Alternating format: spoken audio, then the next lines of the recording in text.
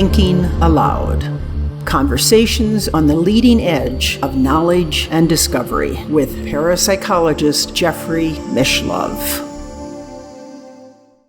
Hello and welcome. I'm Jeffrey Mishlove. Today we'll be exploring the boundaries of Jungian thought.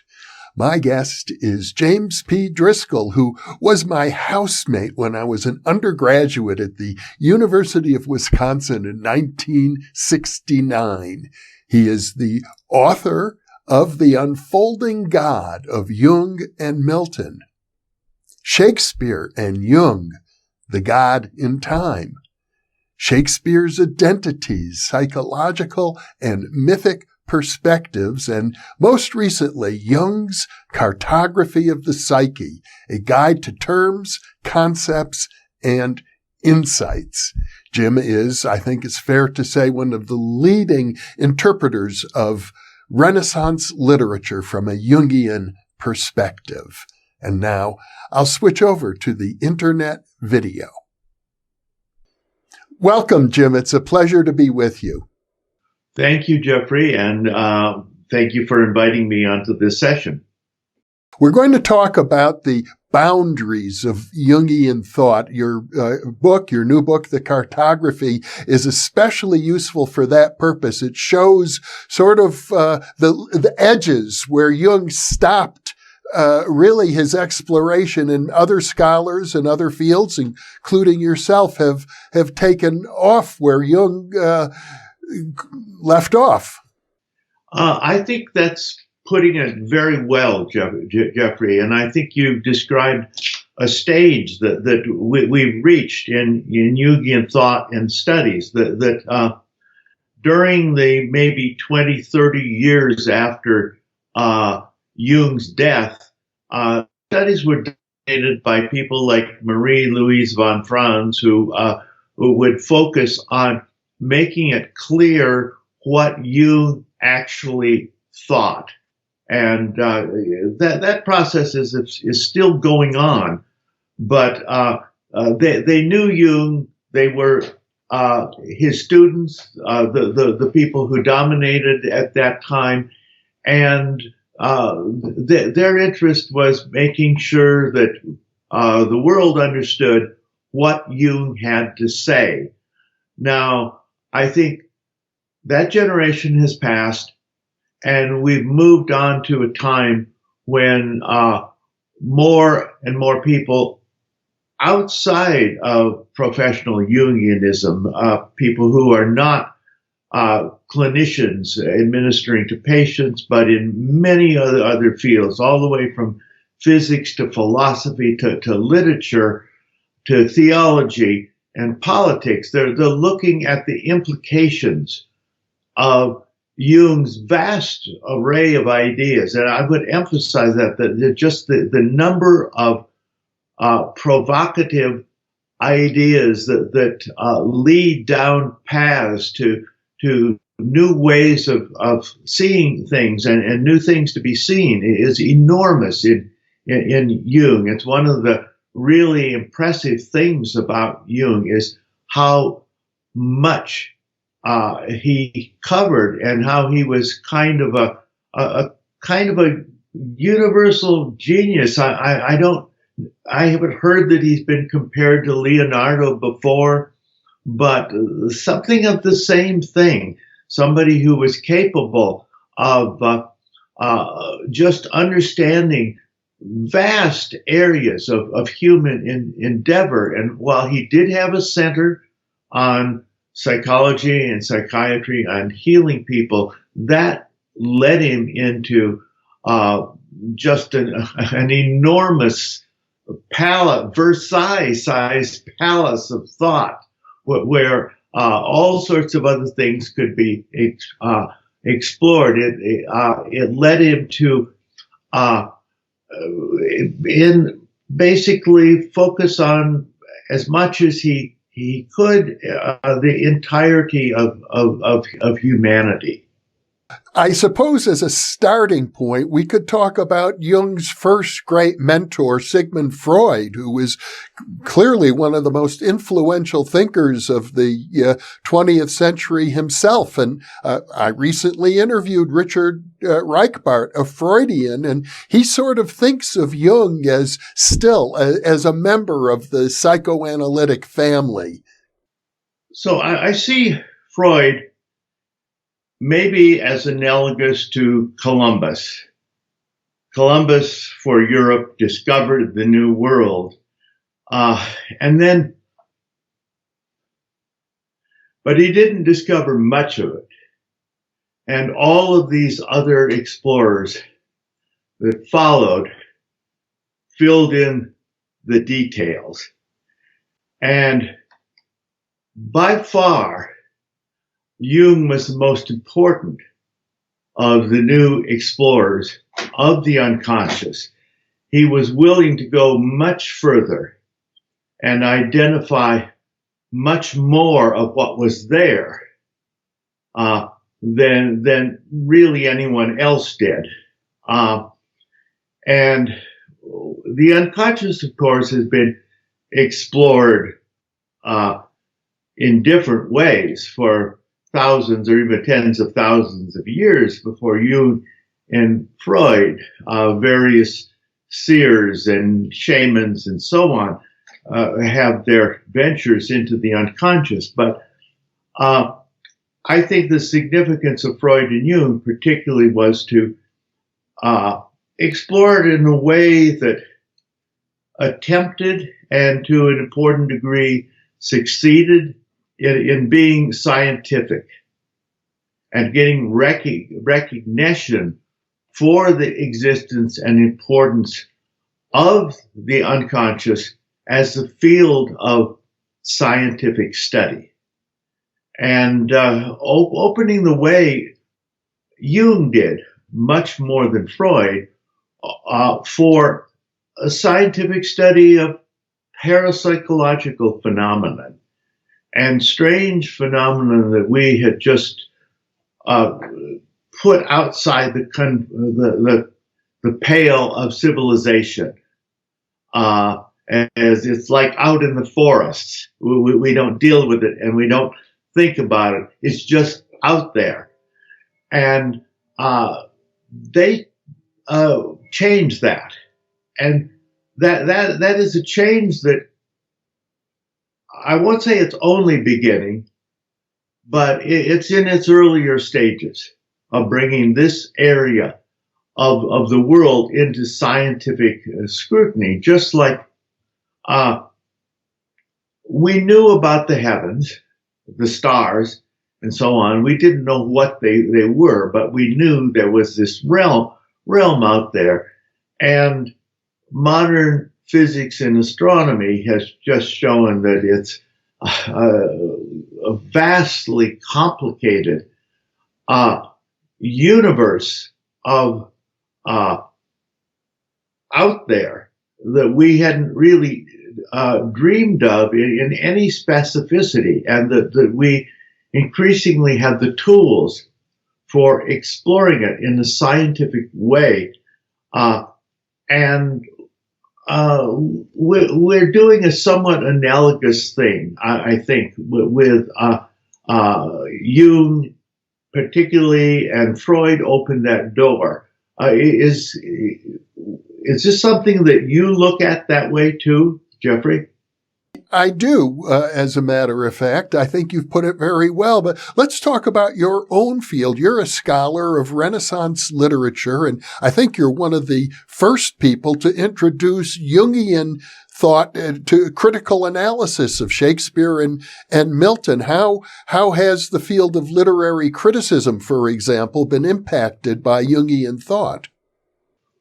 Well, the impact was significant, but in a way it has been aborted, one would think, temporarily. Like, for example, when I was in graduate school back in the late 60s and the 70s, when you and I were roommates at college, one of the really great critics was Northrop Frye. and Joseph Campbell was read, and all of that. And Northrop Frye was a very Jungian critic, so they're very focused on archetypes in mythology and so on. And that was a kind of a blossoming area there.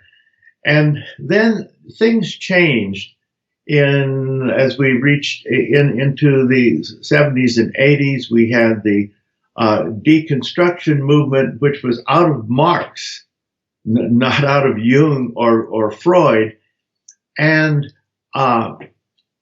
we also had a narrowing of the field, that the number of people who were studying literature, English literature in particular, and also philosophy of the humanities in general, the number of majors really constricted a great deal from the late 70s on into the present. So it's just a small fraction of what it was in 1970.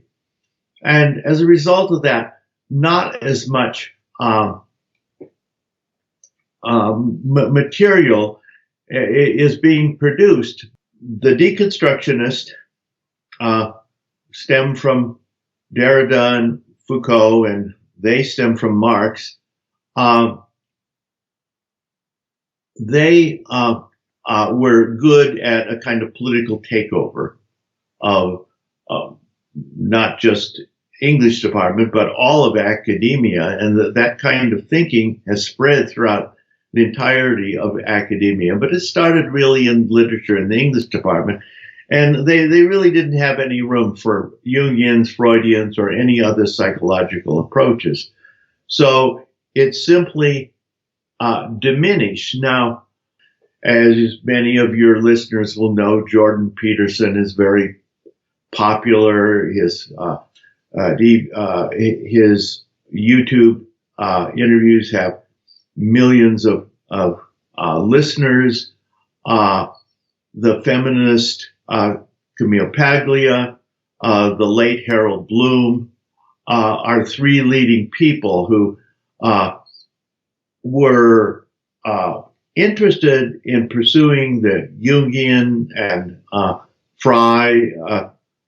Freudian approaches, and so it's not like this has just died, but it was taken over by a different group, and it has not advanced in the way that one might desire. I have tried to advance it.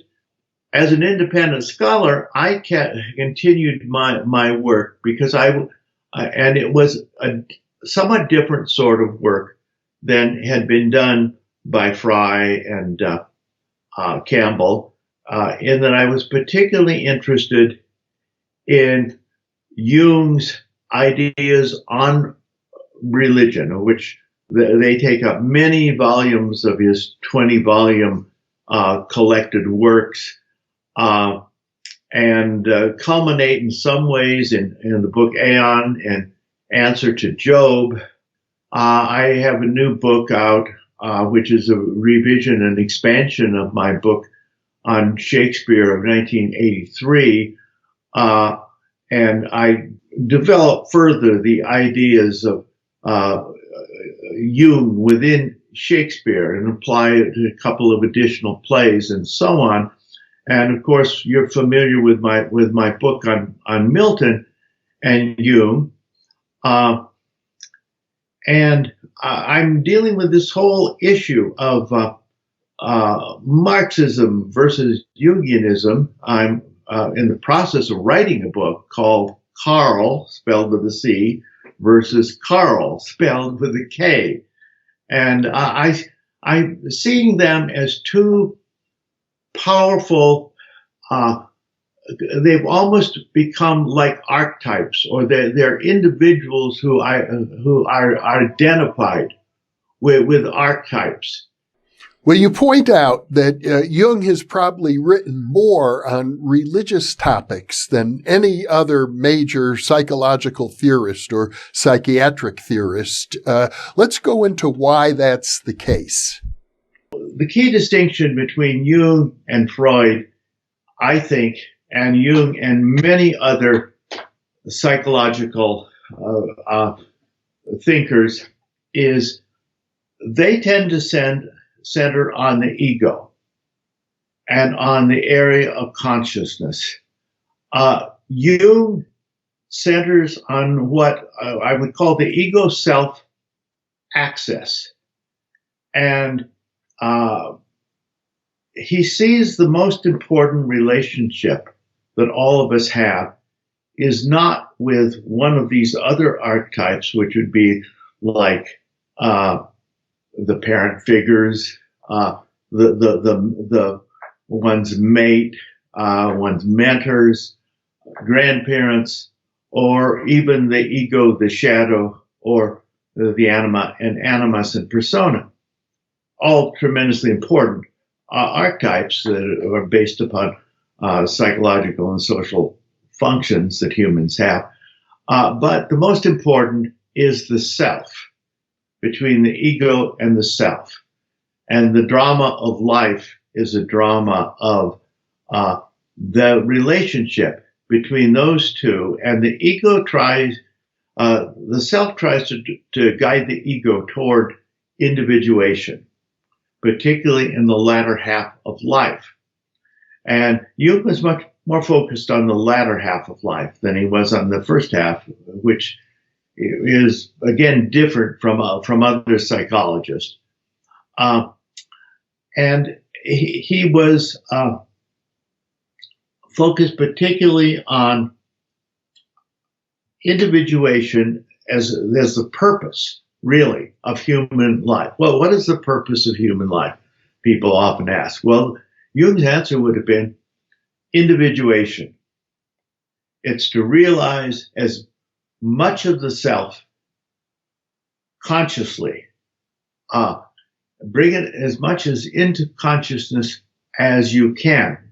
The goal is wholeness, but that goal is always receding into the distance, because the psyche and the self are so vast that it can't actually be achieved, but it can be sought, and it can be increasingly realized.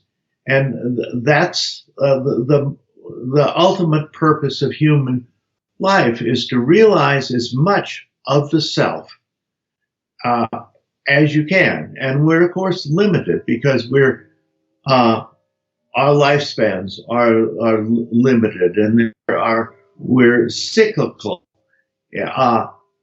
We go through youth, middle age, old age, and we don't have unlimited time to realize what is, for all practical purposes, an unlimited self.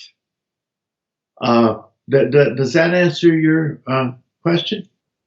Well, the self is, as I understand it, rather uniquely defined in Jungian thought, that perhaps Plato referred to the self in a similar way, but I don't know that the concept of self in, let's say, Freud is pretty closely identified with the ego, or it might even include the ego and the id and the superego all together. But Freudian psychology doesn't go much beyond that. That's right. And the self is vast, but it's not the entire psyche. The psyche itself is vaster than the self. The self is a kind of organizing principle, or regulatory. He at times calls it, I believe, a homeostatic function. And you might look at it like the solar system. The sun is the center of the solar system, and its powerful gravity governs the movements of everything within. And that's what the self is like. But the psyche is like the whole of the solar system, which would be the whole, everything within the gravitational field of the sun, which of course we know that that gravitational field extends billions of miles beyond the orbit of Pluto. It's really vast compared to the size of the sun or certainly the Earth. So, but you might make this comparison with the solar system. It's not a bad comparison. Of the ego is like the Earth, and the sun is like the self, and the whole of the thing is like the psyche. We started out by talking about religion and Jung's extraordinary focus on religion. And I'm under the impression that when Jung refers to the self, he is in some sense saying that this is the part of us that might be the closest to what you could think of, and you do write about, actual God. Yes, I think he sees the self. Well, there's, of course, the microcosm mirrors the macrocosm. And apply this to the self. The self is the microcosm that mirrors the macrocosm of actual God, the governing forces, the homeostatic regulator of the entire universe. And I've suggested in one of my books, the book called Shakespeare and Jung, The God in Time, that this is I would hesitate to say that this regulator is just time, because what do we mean by time? But time is an essential part of it. And the self, Jung is famous for saying that I know God exists because I have an image of God that I directly experience. He said, I don't believe in God. Believe is something that you reach a conclusion from examining things. I know it directly. And he knows it directly because he knows the self is there, and the self is, it's not only our image of God, it's our channel to God. That's a very profound idea.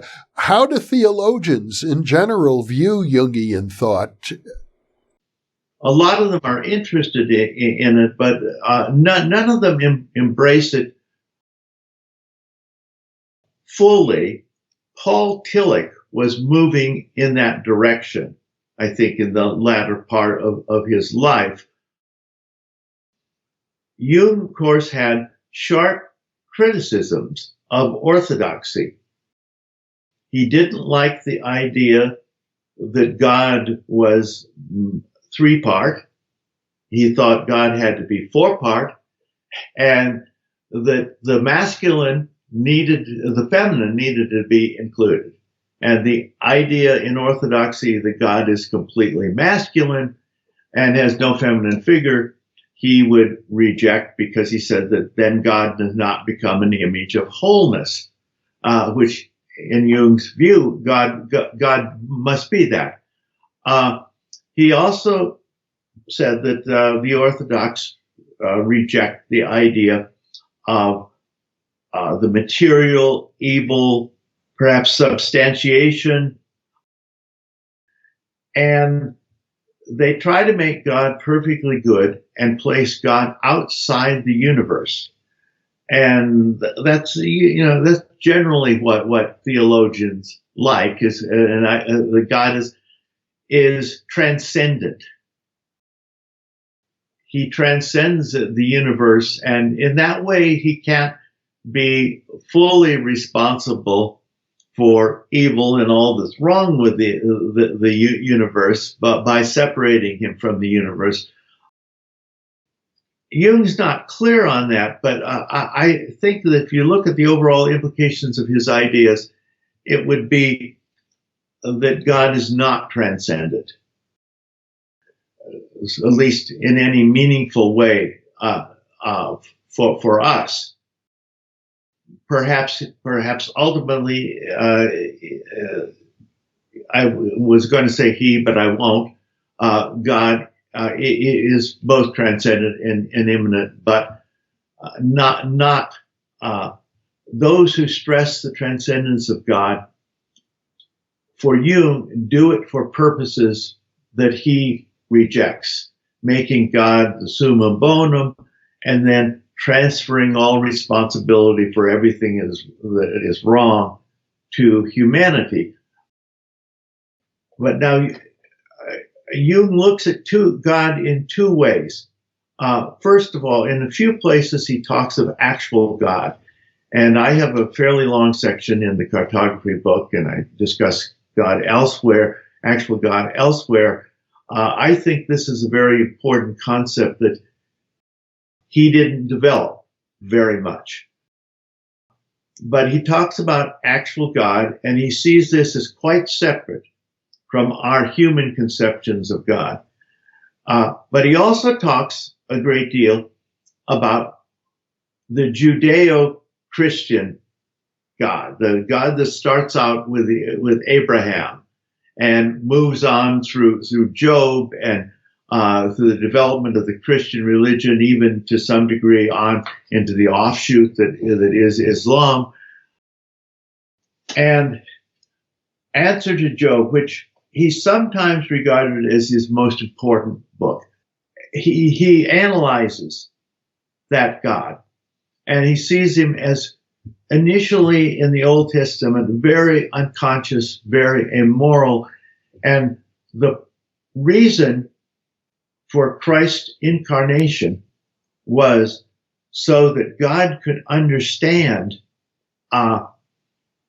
man and could also understand the evils or the suffering, perhaps, that he's inflicted upon man.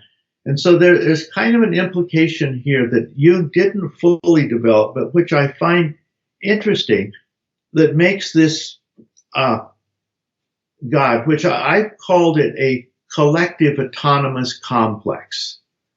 Something,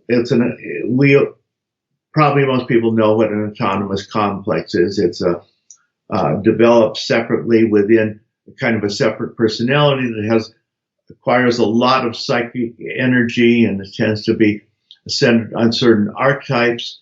The shadow can become a collective or an autonomous complex at odds with the ego and the anima, and the animus always need to be integrated. So they're, to a degree, autonomous complexes. But it's possible for the energies of all the people within a culture or civilization to gather together into, I believe, a collective autonomous complex. We see this probably most clearly in nationalism, when we get fanatical nationalism, such as in Hitler's Germany, or to a degree today in China, or the kind of Islamic fanaticism in the Middle East, that this is a collective autonomous complex going. And, but I think implicit in Jung is the idea that this complex has been going since the early period of the Old Testament and developing forward. And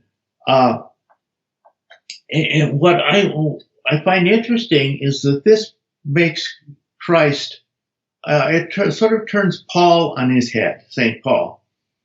And instead of coming to pay a penalty for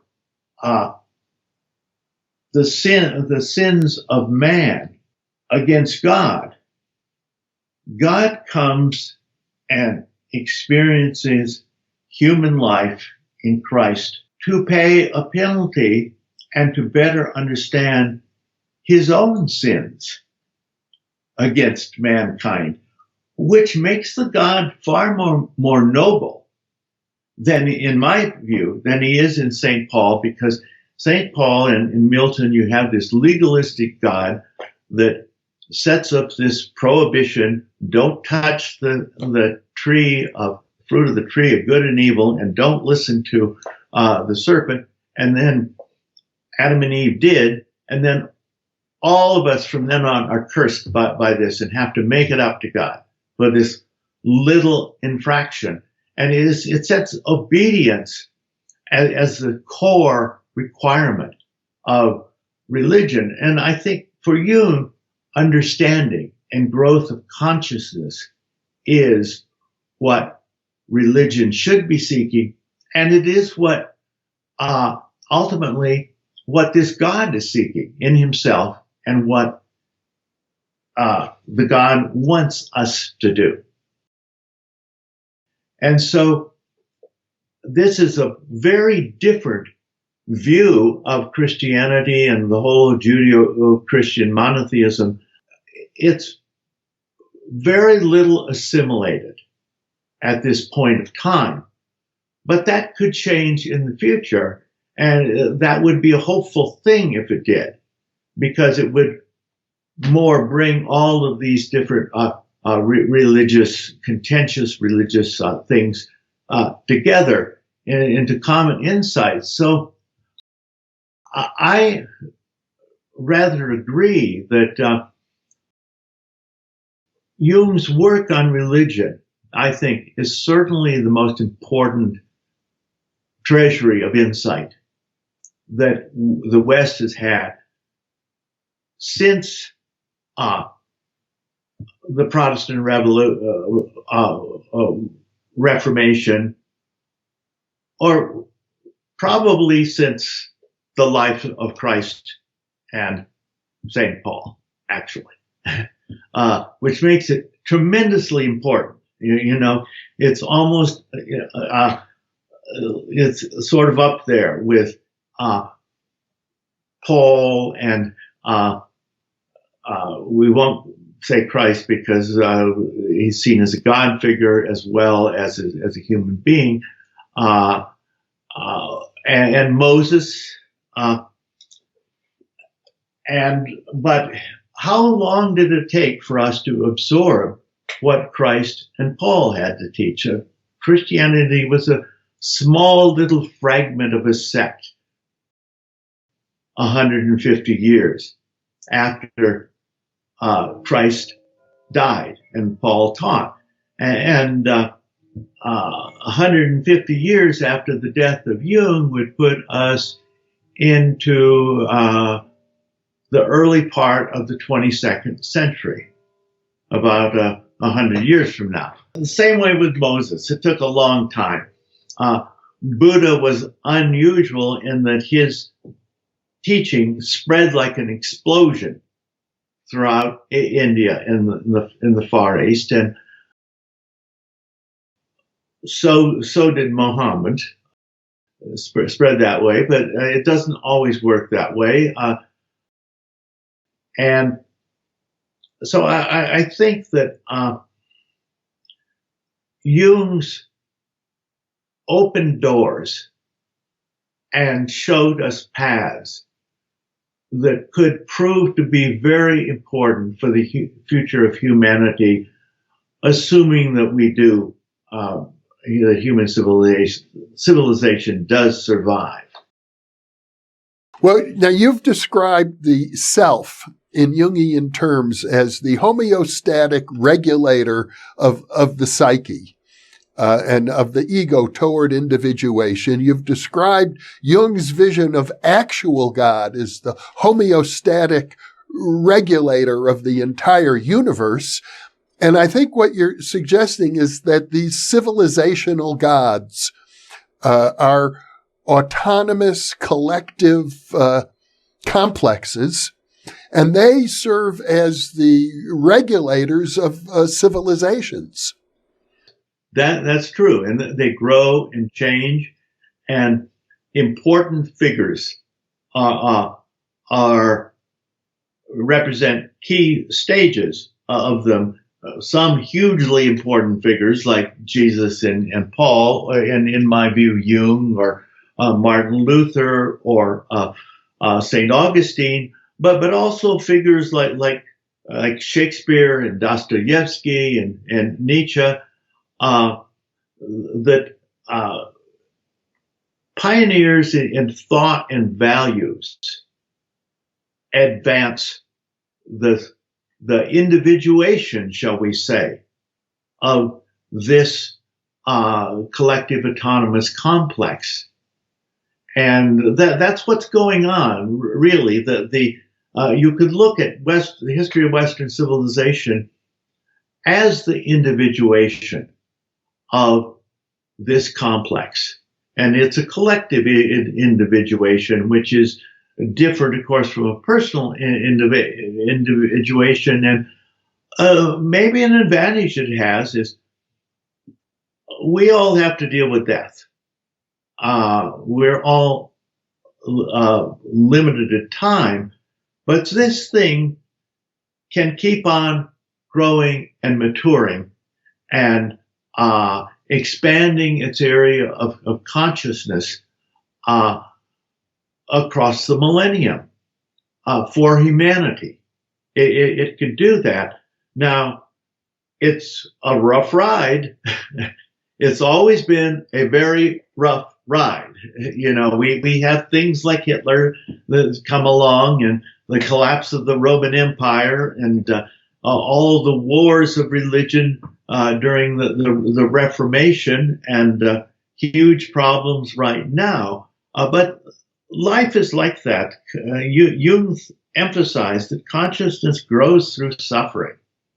And individuation, I think he said it was the crucifixion of the ego on the cross of the self. And it only comes through suffering. Now, I think that other things are necessary, that there has to be the good things in life to contrast with the suffering for individuation to proceed. Jung didn't say that, but I think that that's necessary. Otherwise, you just implode in despair if there was nothing good. So there's got to be this coincidentia oppositorum that Jung loved to phrase, Latin, the meeting of opposites that define things and advance a kind of dialectic through individuation is a dialectic. And of course, Hegel and Marx and many others recognize that the development of Western civilization is a dialectic. And this idea has a lot of parallels in Hegel, I would say. Hegel's kind of an out of repute philosopher now, but the whole idea of the world spirit and so forth, realizing itself, I think not in the way that Hegel said, but the idea that process is going on, which he had, is I think it's implicit in Jung's thought, and it's something that seems valid and useful concept to me. Let's talk about the concept of justice. I'm under the impression that the Jungians don't emphasize social justice nearly to the extent that, let us say, the Marxists do. But there needs to be some kind of a balance, I would assume, that individuation is not strictly an internal psychological process, nor is it strictly a process of making society better and more just. Justice is necessary for the stability of society and for its continued individuation. Jung was very much an introvert, as we all know. And I think that's one of the reasons that he didn't focus very much on justice, society, and political things. Also, he was Swiss. Switzerland is the most stable and safest country in the world. He was not only Swiss, but he was married to an extraordinarily wealthy woman and never had any financial problems. And his patients tended to be upper middle class professional people whose problems were more inner than they were justice problems. Which justice problems are problems that you have with other people and with society, where you're being badly treated and you can't do anything about it. And he was much more concerned about the disharmonies within the self rather than the disharmonies between the ego and society. And I wouldn't say he minimized them. I would say that he tended to ignore them too much. And I don't know that he could have been different than what he was, or that it was even a flaw, considering, the greatness of his overall achievement. But as I've seen in this new book that I'm working on, he has become a kind of archetype for this whole inner individuation quest.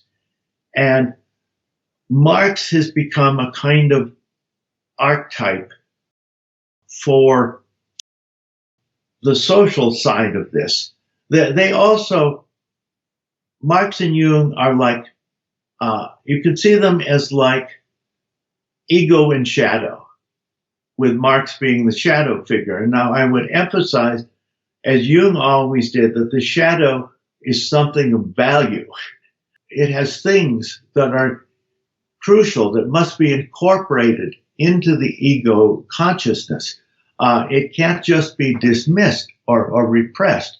It has to be worked with. So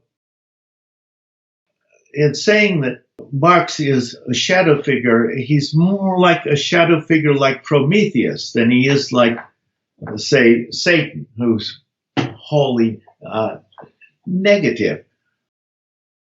But you can also see them in terms of the two hostile brothers, which is a very powerful archetype in Jung. It goes through all of literature, and it's rival males. And elements of Jung's thought, we have a quaternity rather than a trinity. And you have the Father and Christ the Son and the Holy Spirit, and then you have this fourth figure, the missing fourth, which he debated about. Is that feminine and the Virgin Mary? I've said, no, that's not the way to go, because the Paraclete at the top is a feminine figure. It was originally that. The feminine is there in the original concept of the eternity.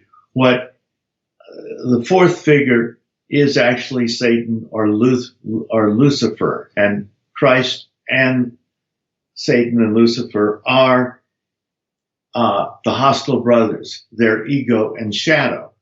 And in a way, you have that playing in Western civilization today, that you have ego and shadow, the hostile brothers are centered on Marx and Jung. But the Jungians barely deal with Marx at all, which I find interesting. And of course, the Marxists barely deal with Jung at all. Marx, interestingly enough, he wasn't exactly an atheist. He thought that the question of the existence of God could not be proved or resolved. And so it was a waste of time.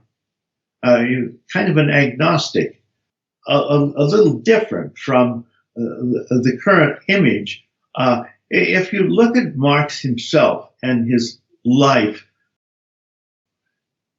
he comes across, to me at least, as a better and more valuable figure than if you simply look at some of his more notorious disciples like Mao and Castro and Stalin in the 20th century. If you look at them, he comes across as totally evil, but he actually was not an evil man.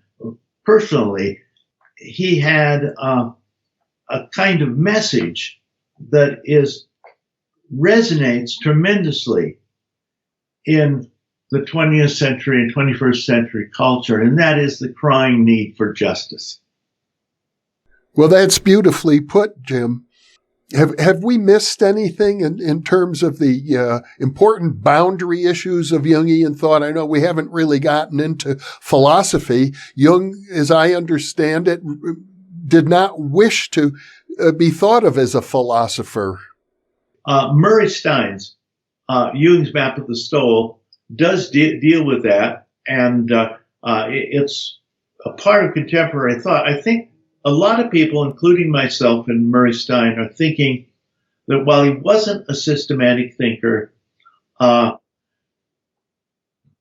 when you study the vast amount of Jung's work, it becomes more systematic than you expect. It's not that wasn't a goal of Jung, but I think it's moving in that direction of being systematic, and no one can fully achieve systematic thought, although the great philosophers try. They always fail. There are always shortcomings. No, few people other than some disciples accept it as an overall explanation, and sometimes, well, I think it may be counterproductive to try to do that. One way of exploring it as making Jung more systematic is bringing in philosophers who have somewhat similar outlooks on things. And I think possibly the most important of them is actually A.M. Whitehead, the great mathematician who wrote the Principia Mathematica with Bertrand Russell.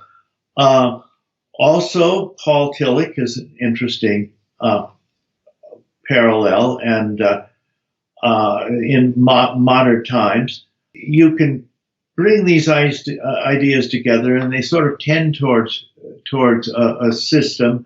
I think of them as Jung and Whitehead, in particular, as process philosophers. In my previous book on Shakespeare and Jung, God and Time, I make this distinction between three big general areas of philosophers. There are stasis philosophers, and those are the ones that try to be really systematic. Plato is basically a stasis philosopher, Hegel. Then at the other end, there are flux philosophers.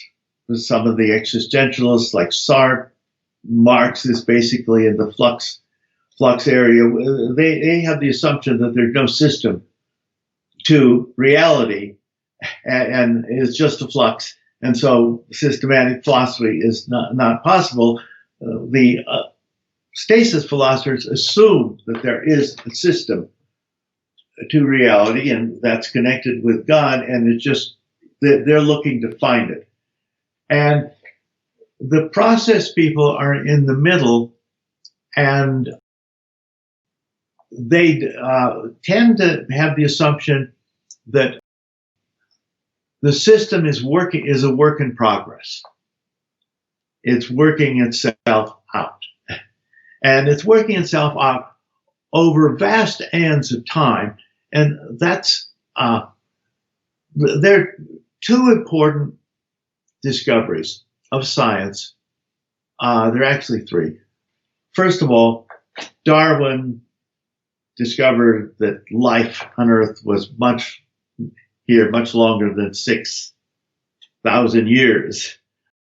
And sciences went on to expand I'm not sure what the date is for life on Earth, but maybe it's 1,500,000, 500 million years, something like that, from the first single-celled creatures to where we are now, about 1/10 of the life of the universe. But then the universe become unimaginably vast. And scientists, I think, are speculating as many as 1 billion planets in a galaxy like ours could have some forms of life. And they further speculate that maybe 1,000 of those planets have intelligent life. Well, if that's so, we've got 4 quadrillion galaxies, roughly the size of ours in the universe. And that would mean that there could be 5 quintillion civilizations who are wondering about what created it all and what is the meaning of their life. And each of them formulating probably several conceptions, dominant conceptions of God, such as we have. I think it's valuable to put our speculations, Christianity, Buddhism, and so on, in a context like that, in a vast, ultimate context. It's humbling, which is valuable, and it's a step towards realism. The third thing, of course, that science is, particularly the psychologists in Jung and Freud, is the vast complexity of the human psyche. It's not just an ego there that's trying to keep the beasts of the forest at bay, but a whole world or universe that the psyche is.